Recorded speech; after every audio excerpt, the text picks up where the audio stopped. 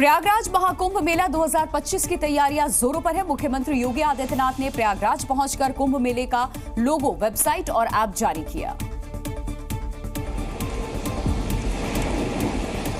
इस लोगो में समुद्र मंथन के बाद निकले कुंभ के प्रतीक कलश को दर्शाया गया है, जिस पर ओम लिखा है और पीछे संगम का नजारा है। साथ ही नगर कोतवाल बड़े हनुमान जी का चित्र और मंदिर है। वेबसाइट और ऐप में कई विशेषताएं हैं जो श्रद्धालुओं और पर्यटकों को कुंभ मेले की यात्रा में मदद करेंगी। साथ ही सीएम योगी ने कुंभ की सुरक्षा को लेकर सख्त निर्देश दिए। लोगों का या बाहरी किसी भी ऐसे तत्वों का घुसपैठ न हो जो सुरक्षा के लिए किसी के साथ खिलवाड़ कर सके। लोगो जारी करने से पहले सीएम योगी ने संगम पहुंचकर गंगा पूजा की और आरती उतारी। महाकुंभ को लेकर के मुख्यमंत्री योगी आदित्यनाथ और अखाड़ा परिषद के संतों के बीच में बैठक हुई, जिसमें कई प्रस्ताव सीएम के सामने रखे गए।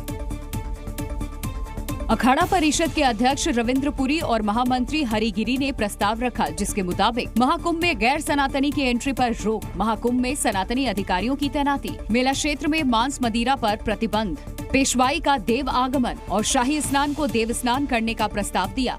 देखिए, शाही स्नान और पेशवाई के शब्दों के लिए माननीय मुख्यमंत्री से हमारी बात हुई है। उन्होंने कहा है कि एक बार और बैठक रखी जाएगी और इसके लिए जैसे आप बोलेंगे वैसे हम करने को तैयार है। इसके अलावा मेले में खाने पीने के स्टॉल को लेकर भी कई प्रस्ताव रखे गए, जिस पर सीएम योगी ने अखाड़ा परिषद को आश्वासन दिया।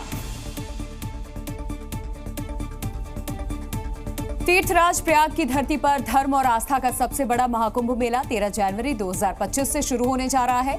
योगी सरकार के निर्देश पर महाकुंभ को भव्य, दिव्य और नव्य बनाने के साथ साथ कई मायनों में खास बनाने की तैयारियां चल रही हैं, जिसका आयोजन 4000 हेक्टेयर और 25 सेक्टर में होगा। सभी सेक्टर में एसडीएम की तैनाती होगी। इसके अलावा 7 पक्के स्नान घाट बनाए जाएंगे। 12 किलोमीटर बनेंगे ये घाट, जिसमें 7 पक्के स्नान घाट बनाए जाएंगे। स्नान घाट पर महिलाओं के लिए चेंजिंग रूम भी तैयार किए जाएंगे। दिव्य और भव्य महाकुंभ की तैयारियां होंगी। स्नान घाट पर महिलाओं के लिए भी व्यवस्था की गई है। 30 पंटून पुल के जरिए श्रद्धालुओं का आवागमन होगा और इसके अलावा 1 लाख एलईडी लाइटें लगाई जाएंगी। महाकुंभ परिसर में 100 बेड का अस्पताल भी बनाया जाएगा कि किसी भी आपात स्थिति से तुरंत निपटा जा सके। 24 घंटे एयर और वाटर एम्बुलेंस यहां मौजूद होंगी। साथ ही सुरक्षा के लिए 30,000 पुलिस कर्मियों की महाकुंभ में तैनाती होगी और इसके साथ 50 से ज्यादा थाने बनाए जाएंगे। तो ये सारी सुविधाएं दी जाएंगी इस बार होने वाले महाकुंभ में। प्रयागराज में सीएम योगी आदित्यनाथ का बयान सामने आया। प्रयागराज में सनातन भावनाओं का सम्मान, योगी आदित्यनाथ ने कहा। महाकुंभ में मांस मदिरा की बिक्री नहीं होगी। योगी आदित्यनाथ ने कहा है, सनातन के सम्मान के लिए सरकार समर्पित है। संतों की समाधि के लिए भूमि आरक्षित होगी। ये बड़ी बातें कही गई हैं। इस बार के महाकुंभ को कैसे खास बनाया जाएगा। जम्मू कश्मीर और हरियाणा के चुनाव खत्म हो चुके हैं। अब महाराष्ट्र और झारखंड के चुनाव की तारीखों का ऐलान होना है। इन सब के बीच में प्रधानमंत्री मोदी समेत कई बीजेपी नेता हिंदुओं की एकजुटता का संदेश दे रहे हैं। महाराष्ट्र पहुंचे पीएम मोदी ने कहा कि कांग्रेस समेत सभी विपक्षी दल बांटो और राज करो की नीति पर चल रहे हैं। तो वहीं कई मौकों पर यूपी के सीएम योगी आदित्यनाथ भी ऐसा ही बयान दे चुके हैं। हमें याद रखना है, अगर हम बटेंगे तो बांटने वाले महफिल सजाएंगे। बटेंगे तो कटेंगे, एक रहेंगे तो नेक रहेंगे। संघ प्रमुख मोहन भागवत ने भी कुछ ऐसा ही बयान दिया। राजस्थान के बारां में आरएसएस के एक कार्यक्रम में संघ प्रमुख ने कहा कि अगर सुरक्षित रहना है तो हिंदू समाज को भाषा, जाति, प्रांत के मतभेद और विवादों को मिटाकर एकजुट होना होगा। भागवत ने कहा कि भारत एक हिंदू राष्ट्र है और हिंदू शब्द का प्रयोग देश में रहने वाले लोगों के सभी संप्रदायों के लिए किया जाता है। इधर प्रधानमंत्री के इस बयान पर सियासत भी शुरू हो गई। कांग्रेस और दूसरे विपक्षी दलों ने पीएम मोदी के इस बयान पर निशाना साधा। कांग्रेस ने पलटवार करते हुए कहा कि जो कपड़ों और खान पान के आधार पर लोगों को बांटता हो, उसके मुंह से ऐसी बातें ठीक नहीं लगती। तो वहीं शिवसेना उद्धव गुट ने भी इस बयान पर सवाल खड़े किए, जबकि बीजेपी का कहना है कि हमें एकजुटता का पाठ तो बचपन से ही सिखाया जाता रहा है। जो आदमी कपड़ों के आधार पे, भाषा के आधार पे, खान पान के आधार पे लोगों को बांटता हो, उसकी पूरी राजनीति लोगों को और समाज को बांटने और विवाद पैदा करने में हुई हो, उससे मुंह से ऐसी बातें सुनकर हैरानी होती है। अंग्रेज चले गए, परंतु डिवाइड एंड रूल वाली पॉलिसी तो कांग्रेस के पास ही छोड़ गए। कांग्रेस ने पहले धर्म के आधार पर बांटा, फिर भाषा के आधार पर। कि स्पीच राइटर कौन है? ये जो स्पीच राइटर है प्रधानमंत्री जी के, वो मोदी जी के स्पीच में गलत इतिहास, गलत जानकारी दे रहे हैं। दिल्ली के मुख्यमंत्री पद की कुर्सी छोड़ने के बाद अरविंद केजरीवाल लगातार जनता की अदालत लगा रहे हैं। आज दिल्ली के छत्रसाल स्टेडियम में हुए कार्यक्रम में उन्होंने केंद्र सरकार और बीजेपी पर जमकर हमला बोला और दिल्ली की जनता के सामने अपनी उपलब्धियां गिनाई। केजरीवाल ने कहा कि दिल्ली को एलजी के राज से मुक्ति दिलाकर रहेंगे और पूर्ण राज्य बनाएंगे। साथ ही केजरीवाल हाथ में रेवड़ी लेकर पहुंचे और कहा कि केजरीवाल ने मुफ्त की रेवड़ी दी है दिल्ली वालों को। साथ ही उन्होंने हरियाणा और जम्मू कश्मीर चुनाव को लेकर एग्जिट पोल अनुमानों पर बीजेपी को घेरा। दोनों राज्यों से भाजपा की डबल इंजन सरकार जा रही है। अब डबल इंजन फेल हो गया देश के अंदर। तो वहीं दूसरी ओर केजरीवाल की जनता की अदालत पर बीजेपी ने निशाना साधा। जनता की अदालत, वो जनता जो ठगी गई, वो जनता जो लूटी गई, वो जनता जो जिसके साथ अरविंद केजरीवाल ने धोखा दिया है, उसकी अदालत है। हरियाणा विधानसभा चुनाव के बाद अब लोगों को 8 अक्टूबर का इंतजार है, जब नतीजों का ऐलान होगा। लेकिन उससे पहले एग्जिट पोल के अनुमानों ने सियासी पारा चढ़ा दिया और ज्यादातर एग्जिट पोल ने हरियाणा में कांग्रेस को बहुमत मिलने का अनुमान जताया, जिसे लेकर जहां कांग्रेस उत्साहित है तो वहीं बीजेपी का एग्जिट पोल पर भरोसा नहीं है। कांग्रेस के पक्ष में लहर चल रही है। कांग्रेस हरियाणा में अब की बार हरियाणा में कांग्रेस की सरकार। देखिए, अब ये दावे और वो अभी कोई ज्यादा महत्व नहीं रखते हैं। ये सारी बात होगी 8 तारीख को। 8 तारीख को जब नतीजे निकलेंगे तब बात होगी। हरियाणा में 90 सीटों पर हुए विधानसभा चुनाव में करीब 67% वोटिंग हुई। इस बार कांग्रेस ने अकेले चुनाव लड़ा था। भारतीय जनता पार्टी एक तरफा सरकार बना रही है। हमारे पास सारी व्यवस्थाएं हैं, आप चिंता मत करिए। जम्मू कश्मीर में 10 साल बाद 2 चरणों में चुनाव हुए, लेकिन एग्जिट पोल के अनुमानों से नेशनल कॉन्फ्रेंस और कांग्रेस की खुशी का ठिकाना नहीं। ज्यादातर एग्जिट पोल में एनसी कांग्रेस गठबंधन को बहुमत का अनुमान लगाया गया, जिसके बाद गठबंधन खेमे में उत्साह का माहौल है। जम्मू कश्मीर कांग्रेस उम्मीदवारों ने बैठक भी की है और विन का साइन दिखाया। एग्जिट पोल के अनुमानों को देखते हुए पीडीपी ने भी गठबंधन के साथ जाने के संकेत दे दिए, जिस पर नेशनल कॉन्फ्रेंस ने जवाब दिया। काफी लीड कर रही है। अलायंस की लाइक माइंडेड पार्टी, जो सेक्युलर माइंडेड लोग हैं, वो इकट्ठे होकर सरकार जम्मू कश्मीर का तश्कील देंगे। जो क्लियर मेजॉरिटी आ रही है जम्मू को नेशनल कॉन्फ्रेंस और कांग्रेस की, अगर कोई किसी को और इसमें शामिल करना है, ये हमारी हाईकमान की पावर है, वही कर सकते हैं। तो वहीं दूसरी ओर Bharatiya Janata party exit poll के अनुमानों से इतर जम्मू कश्मीर में सबसे बड़ी पार्टी बनने का दावा कर रही है। नतीजे आएंगे, मुझे पूरा विश्वास है कि भारतीय जनता पार्टी जम्मू कश्मीर की सबसे बड़ी पार्टी बनकर इन चुनावों में उभरेगी। भाजपा दोनों जगह पर पूर्ण बहुमत से सरकार बनाएगी। जनता का आशीर्वाद गरीबों, युवाओं, महिलाओं, किसानों के लिए काम करने वाली भाजपा की सरकार को मिलेगा। बिहार में शराबबंदी को लेकर के सियासत तेज है। जनसुराज पार्टी नेता प्रशांत किशोर ने सरकार बनने पर शराबबंदी खत्म करने की बात कही, तो सीएम नीतीश कुमार ने पलटवार किया और जेडीयू कार्यकारिणी की बैठक में उन्होंने प्रशांत किशोर पर निशाना साधा। नीतीश कुमार ने कहा कि कुछ लोग शराबबंदी पर अनाप शनाप बोल रहे हैं। साथ ही दावा किया कि 2016 से शराबबंदी के बाद 90% लोगों ने शराब पीना छोड़ दिया। प्रशांत किशोर ने दावा किया था कि शराबबंदी से बिहार को हर साल 20,000 करोड़ रुपए के राजस्व का नुकसान हो रहा है। इधर कांग्रेस ने भी प्रशांत किशोर के सुर में सुर मिलाया। मैं आपसे आग्रह करता हूँ, जिद छोड़ के जो पैसे आए, अब गरीबों को, जो आज बाढ़ पीड़ित लोग हैं, उनको पैसा आप अधिक दे सकते थे, आप उस रेवेन्यू का नुकसान कर रहे हैं। दरअसल नीतीश कुमार ने साल 2016 में शराबबंदी लागू की थी, लेकिन उसके बाद बिहार में शराब तस्करी की तमाम खबरें सामने आई। इतना ही नहीं, शराबबंदी के दौरान ही जहरीली शराब से लोगों की मौत होने से भी सवाल खड़े हुए थे। यति नरसिंहानंद के विवादित बयान पर एफआईआर के बाद भी मुस्लिमों का गुस्सा थमता नहीं दिख रहा। यूपी के सहारनपुर में नरसिंहानंद के खिलाफ जोरदार प्रदर्शन हुआ। इस दौरान भीड़ ने पुलिस पर पथराव कर दिया।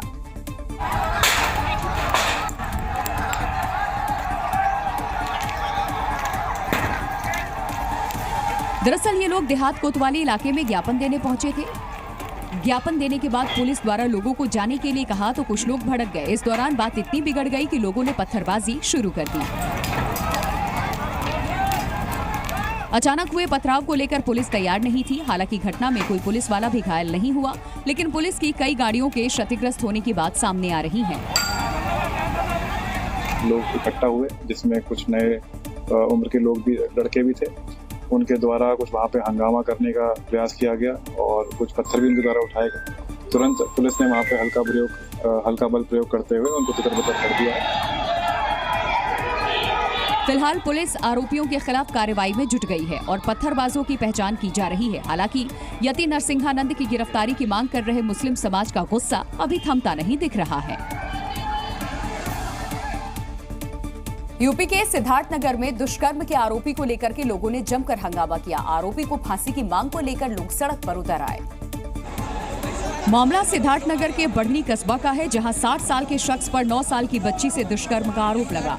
लेकिन अब लोगों ने आरोपी का घर बुलडोजर से गिराने की मांग को लेकर हंगामा कर दिया। आक्रोशित लोगों के हाथों में तलवार भी थी, जिन्होंने तोड़फोड़ भी की। गुस्साई भीड़ उपद्रव बचाने पर उतर आई और बाजार के अंदर हंगामा काटा और दुकानें बंद कराने की कोशिश की। हालात बिगड़ते देख पुलिस को मौके पर तैनात करना पड़ा। पुलिस ने उपद्रवियों को दौड़ाया और किसी तरह मामले को शांत कराया। दरअसल 3 अक्टूबर को ये पूरा मामला सामने आया था, जिस पर पुलिस ने केस दर्ज किया था और आरोपी को गिरफ्तार कर जेल भेज दिया। बावजूद इसके लोगों ने प्रदर्शन किया। और अब हम आपको अलीगढ़ के एक भ्रष्ट बाबू से मिलवाते हैं, जिसने प्राइवेट हॉस्पिटल की सील खोलने के नाम पर 1 लाख रुपए लिए। इसका वीडियो भी सामने आया है।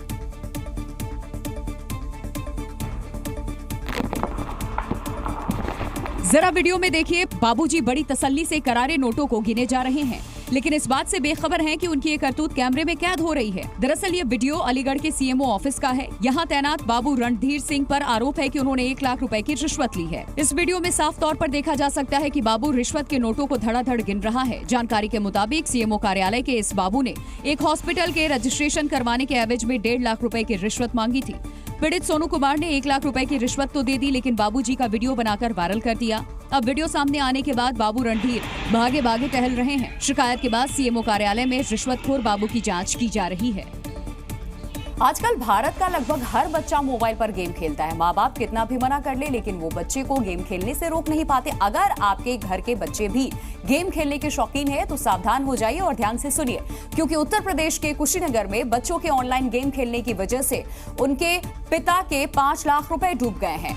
7वीं और 8वीं क्लास में पढ़ने वाले बच्चों ने 5 लाख रुपए का गेम खेला। वो अपने पापा के अकाउंट से गेम को जोड़ करके उनसे पैसे निकाल लेते थे और फिर धीरे धीरे ऑनलाइन यहाँ पर बेटिंग गेम में उन बच्चों ने 5 लाख रुपए गवा भी दिए। माँ बाप ने पैसों को लेकर के सवाल किए तो बच्चों ने कह दिया कि उनके पिता का अकाउंट हैक हो गया। हालांकि बाद में उनका झूठ भी पकड़ा गया और अब उनके पिता पुलिस थाने के चक्कर भी काट रहे हैं। बच्चों के पिता ने थाने में शिकायत करते हुए कार्रवाई की मांग की है। बढ़ती वारदातों के बीच में दिल्ली पुलिस की क्राइम ब्रांच को बड़ी कामयाबी मिली है। क्राइम ब्रांच ने हथियारों का एक बड़ा जखीरा पकड़ा है। क्राइम ब्रांच की टीम ने खुफिया सूचना के बाद छापेमारी की कार्रवाई की और हथियारों का जखीरा पकड़ लिया। इसमें 1 दर्जन से ज्यादा पिस्टल और हथियार बनाने वाले रॉ मटेरियल भी बरामद हुए हैं। हथियारों के साथ दिल्ली पुलिस ने 2 आरोपियों को भी गिरफ्तार किया है। ये दिल्ली में हथियारों की सप्लाई मेरठ से किया करते थे। बताया जा रहा है कि ये सभी हथियार मेरठ की एक फैक्ट्री से पकड़े गए हैं, जहां भारी मात्रा में अवैध हथियार बनाए जा रहे थे। पुलिस अब ये पता लगा रही है कि ये हथियार कहां और किसके पास सप्लाई होने थे। राजधानी में बढ़ती वारदातों के बीच ये दिल्ली पुलिस की बड़ी कामयाबी है। उत्तर प्रदेश में अपराध का एक ही अंजाम है, पुलिस की गोली। ऑपरेशन लंगड़ा के तहत यूपी पुलिस ने आज अलग अलग शहरों में अपराधियों का एनकाउंटर किया। जरा ये वीडियो देखिए। पुलिस की गोली से लंगड़ा बना ये वही अपराधी है जिसने बीते 4 अक्टूबर को 6 वर्ष की मासूम से दुष्कर्म किया था, लेकिन आज औरैया पुलिस की गिरफ्त में आ गया। ये मुठभेड़ के दौरान पुलिस की जवाबी कार्रवाई में आरोपी मुंतन के दाएं पैर में गोली लगी। पुलिस ने इसके पास से एक तमंचा भी बरामद किया। तमंचे से उनके ऊपर फायर किया गया है। तो सीखे हुए तरीके से अपना जान बचाने के लिए पुलिस की जवाबी फायरिंग किया है। उसमें एक्यूज का दाहिने पैर में गोली लगी है। उनको इलाज हेतु तुरंत ही हॉस्पिटल भेजा गया है। अब जरा ये दूसरा वीडियो भी देखिए। लखीमपुर खीरी में पुलिस ने गौ तस्करी के खिलाफ बड़ी कार्रवाई की है और एक गौ तस्कर का एनकाउंटर किया है। गुलशेर नाम के गौ तस्कर के पैर में गोली लगी। उसके साथ बरेली के एक बदमाश वकील अहमद को भी 200 किलो गोमांस के साथ गिरफ्तार किया गया है, जबकि 3 बदमाश गोमांस से लदी गाड़ी छोड़कर फरार हो गए। अब ये तीसरा वीडियो भी देखिए। मेरठ पुलिस से आज बदमाशों की मुठभेड़ हो गई, जिसमें एक बदमाश घायल हो गया, जबकि 2 को कॉम्बिंग के बाद गिरफ्तार कर लिया गया। इनमें एक बदमाश पर बिजली के घर के कैशियर से लूट की वारदात को अंजाम देने का आरोप है। पुलिस ने लूट के 3 लाख रुपए और तमंचा भी बरामद किए हैं। हथियारों के साथ सोशल मीडिया पर टसनबाजी आजकल चलन सा हो गया है। जिसे देखो वही हथियारों के साथ वीडियो बना रहा है। अब इंदौर के इस लड़के को ही देख लीजिए। दोनों हाथ में चाकू लेकर नाच रहा है, वो भी भीड़ भाड़ के बीच में। और हैरानी की बात यह है कि ना तो इसे पुलिस का डर है और ना ही इसे कोई रोक रहा है। वीडियो में जो लड़का नजर आ रहा है उसका नाम गणेश ठाकुर है। वीडियो विजयनगर इलाके का है, जो सोशल मीडिया पर वायरल है। वीडियो के आधार पर पुलिस ने मामला दर्ज किया है।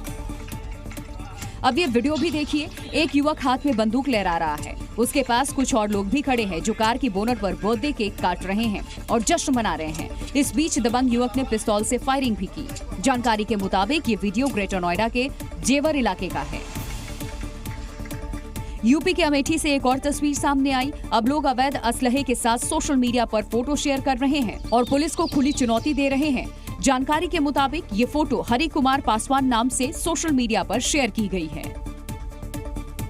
बिहार के बेतिया में तो गजब ही हो गया। पुलिस टीम गश्त पर निकली थी, लेकिन बीच रास्ते में ही पस्त हो गई, क्योंकि जिस सरकारी गाड़ी से पुलिस टीम गश्त पर गई थी वो बीच सड़क पर ही धोखा दे गई। नतीजा ये हुआ कि पुलिस पार्टी को धक्का मारकर गाड़ी ले जानी पड़ी। आलम ये हो गया कि जवानों को राइफल बंदूक जीप में रखकर धक्का मारना पड़ा। पुलिस वालों ने बड़ी मशक्कत की कि किसी तरह जीप स्टार्ट हो जाए, लेकिन तमाम कोशिशों के बाद भी जीप स्टार्ट नहीं हुई। बाद में पुलिस जीप को धक्का मारकर थाने तक लेकर आई। ये मामला नरकटियागंज के शिकारपुर थाने का है। सोचिए, अगर ऐसी कबाड़ गाड़ी से पुलिस टीम किसी अपराधी को पकड़ने निकली होती तो क्या होता। कोर्ट का आदेश न मानने पर मध्य प्रदेश में एक कलेक्टर के खिलाफ गिरफ्तारी वारंट जारी हो गया। एक सरकारी कर्मचारी को बर्खास्त करने के मामले में हाईकोर्ट ने वारंट जारी किया है। ये हैरान करने वाला वारंट एक दिन में जारी नहीं हुआ, बल्कि इसके लिए कलेक्टर और दूसरे अधिकारियों ने कोर्ट के आदेश को बार बार दरकिनार किया। दावा है कि 7 साल पहले साल 2017 में एक ग्राम रोजगार सहायक तबीयत खराब होने की वजह से एक दिन के लिए एब्सेंट हो गया था। उसके काम पर न आने को गलत आचरण मानकर बिना जांच के ही उसे बर्खास्त कर दिया था। धार में एडमिट था, इस कारण मैं अपने कर्तव्य को उपस्थित नहीं हो पाया था, जिसके कारण मुझे न तो सुनवाई का अवसर दिया गया और मेरी सेवा समाप्त कर दी गई। नौकरी जाने से नाराज मिथुन ने साल 2019 में एमपी हाईकोर्ट की इंदौर खंडपीठ में रिट याचिका लगाई और फिर 4 साल बाद यानी 2023 में उसे दोबारा नौकरी में रखने का आदेश जारी हुआ, लेकिन अधिकारियों ने आदेश का पालन नहीं किया, उल्टा कोर्ट के आदेश के खिलाफ अपील कर दी। बाद में उनकी अपील भी खारिज हो गई और इसके साथ 4 अक्टूबर को कलेक्टर को हाजिर होने के लिए कहा गया, लेकिन हैरानी की बात ये रही कि कलेक्टर साहब कोर्ट में आए ही नहीं। अब प्रशासन के इस रवैये को देखते हुए कोर्ट ने कलेक्टर के खिलाफ गिरफ्तारी वारंट जारी कर दिया है। आज एक बड़ी ही इंटरेस्टिंग चीज हम आपके लिए लेकर के आए हैं। एक ऐसी दिनचर्या के बारे में हम आपको बताएंगे जिसे फॉलो करने पर आपके जीवन में बड़े बड़े बदलाव आ सकते हैं और इसकी शुरुआत आपको सुबह से ही करनी होगी। अगर हम अपनी सुबह का सही ढंग से इस्तेमाल कर ले तो हमारी जिंदगी बदल सकती है। सुबह सुबह हमारे शरीर में सबसे ज्यादा एनर्जी रहती है और उस वक्त अगर हम अपनी एनर्जी को सही जगह लगाएंगे तो हमारी सुबह की कीमत करोड़ों की हो जाएगी। कैसे, बताते हैं आपको। दरअसल इसके लिए आपको सबसे पहले तो सुबह जल्दी उठना होगा। अब जल्दी उठने के बाद कोई टाइम तो आपका नहीं होगा, लेकिन आप सूर्योदय के आसपास किसी भी समय उठ सकते हैं। हाँ, इसके लिए देर रात तक फोन चलाने वाली आदत आपको छोड़नी पड़ेगी। सुबह जब आपकी आंख खुले तो सबसे पहले आपको अपना बिस्तर छोड़ना होगा। 90% लोग सुबह उठ करके सबसे पहले फोन देखते हैं। यह आदत भी आपको छोड़नी पड़ेगी। सुबह उठने के बाद आप कम से कम 10 मिनट मेडिटेशन जरूर करें और इसके साथ 15 मिनट तक अगर आप दौड़ते हैं तो वो और भी अच्छी बात है आपके शरीर के लिए। और नहाने के लिए गर्म पानी नहीं, ठंडे पानी का इस्तेमाल कीजिए और ठंडे पानी से नहाने के कई फायदे इंटरनेट पर आपको आसानी से मिल जाएंगे। नहाने के बाद सुबह आपको हेल्दी नाश्ता करना चाहिए, उसमें बिल्कुल भी लापरवाही आप ना करें। और सबसे जरूरी चीज, हर दिन आप कम से कम अपने 3 छोटे टारगेट सेट कर लीजिए और फिर उसे पूरा करने के लिए पूरे दिन काम करिए, फिर घर आकर के सोइए और अगले दिन जल्दी उठिए। अगर अपनी सुबह का इस तरह सही इस्तेमाल करेंगे तो यकीन मानिए 1 महीने के अंदर आपके सोचने का तरीका बदल जाएगा और आप भी दुनिया के बड़े बड़े लोगों की तरह सोच पाएंगे। मध्य प्रदेश का भोपाल ड्रग्स कारोबार का अड्डा बनता जा रहा है और एमपी पुलिस को खबर तक नहीं है। आज गुजरात एटीएस और एनसीबी की कार्रवाई में करोड़ों रुपए की ड्रग्स यहां से बरामद की गई। राजधानी भोपाल में फर्टिलाइजर्स के नाम पर फैक्ट्री खोली गई थी, लेकिन इसमें नशे का कारोबार चल रहा था, जिसे गुजरात एटीएस और एनसीबी ने पकड़ा। बंगरसिया इलाके में एक फैक्ट्री पर गुजरात एटीएस और एनसीबी ने रेड मारी। एमडी और एमडी बनाने में इस्तेमाल होने वाली सामग्री जब्त की गई, जिसकी कुल कीमत 1814 करोड़ रुपए है। 1800 करोड़ से ज्यादा की ड्रग्स पकड़ाई है। पूरी फैक्ट्री चल रही थी।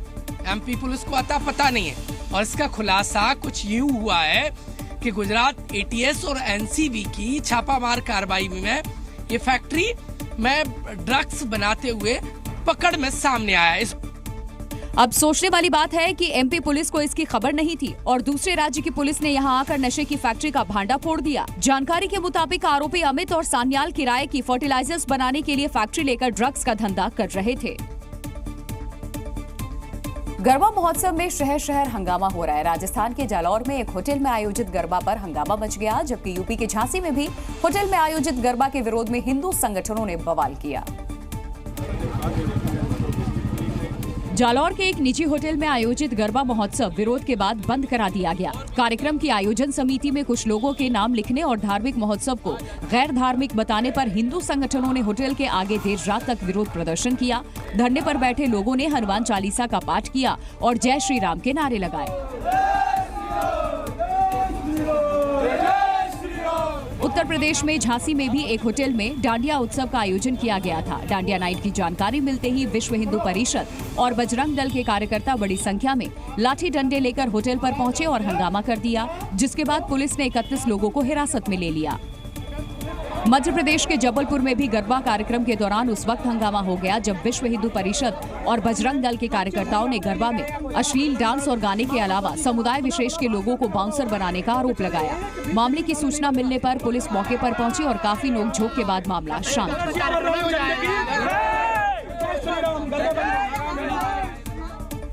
देश भर के देवी मंदिरों में इन दिनों भक्तों की भीड़ उमड़ रही है, क्योंकि शारदीय नवरात्र चल रहे हैं। लेकिन जालौन का एक मंदिर चर्चा में है।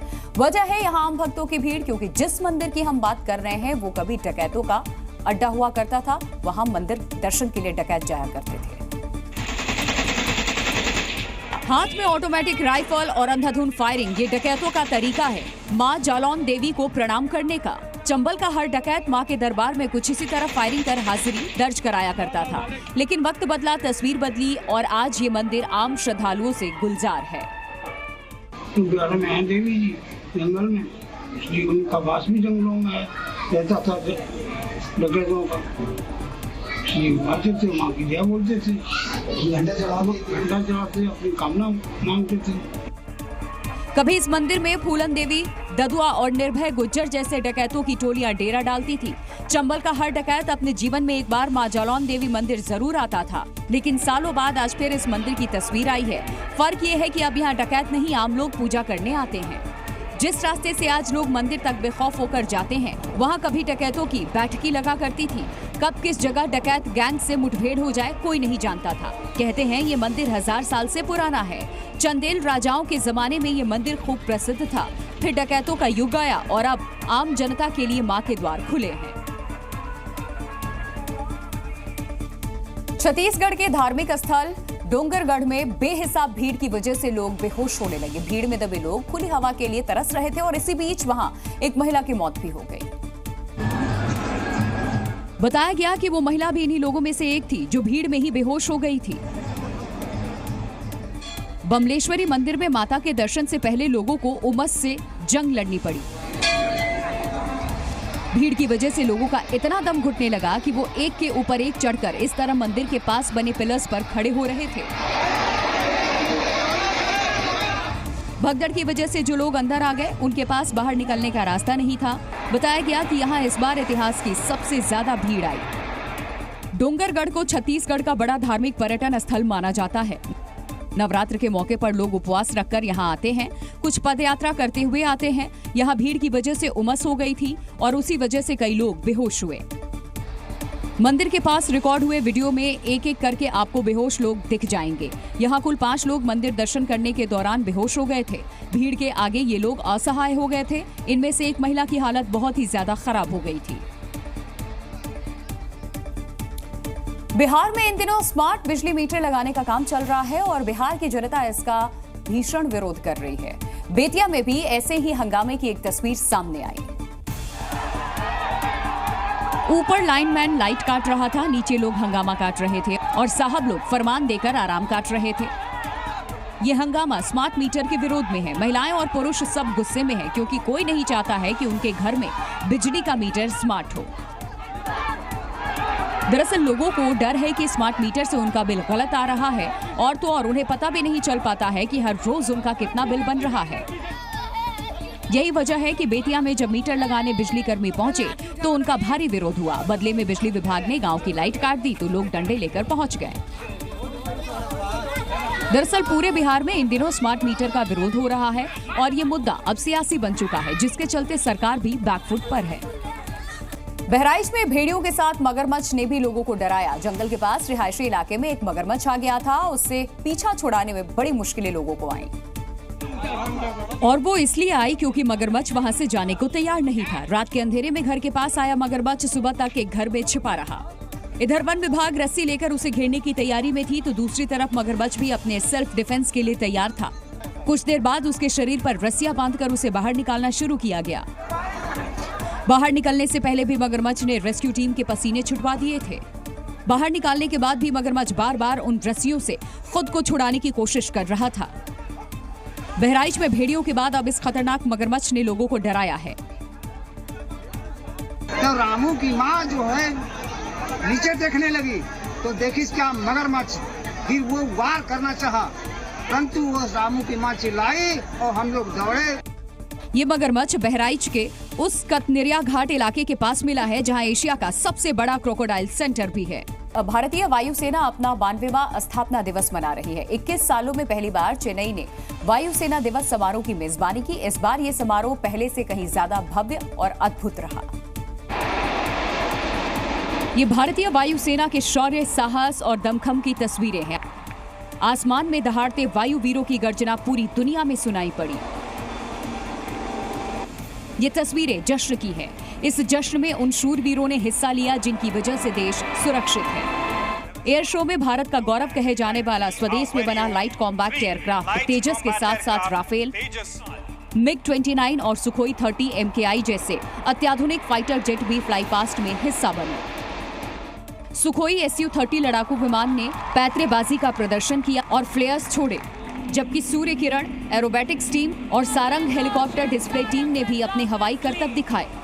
चिलचिलाती गर्मी की परवाह किए बिना मरीना बीच पर लोगों का हुजूम उमड़ा और विमानों के हैरत अंगेज करतब को देखते ही रह गए। हजारों लोग इस शो में शामिल हुए। इस एयर शो में वायुसेना प्रमुख AP सिंह और तमिलनाडु के मुख्यमंत्री ने भी शिरकत की।